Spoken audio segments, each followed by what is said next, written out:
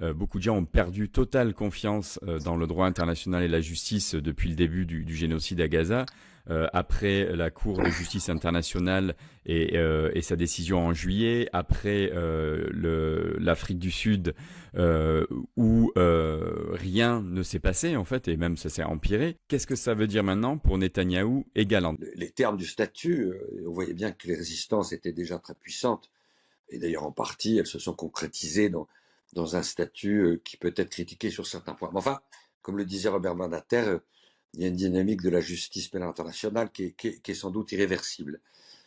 Mais le paradoxe, c'est que c'est une justice pénale internationale qui juge les crimes les plus graves, ceux qui offensent l'humanité, ceux qui sont source de destruction de l'humanité, et qui n'a pas de bras armés, qui n'a pas de police. Donc tout repose sur la coopération des. Est-ce que Vladimir Poutine, qui pour l'instant ne peut participer à certaines réunions internationales qu'en visio, eh bien, est-ce que l'exemple qu'il a donné va aujourd'hui, demain, être suivi par par Netanyahou? C'est ce qu'on peut imaginer.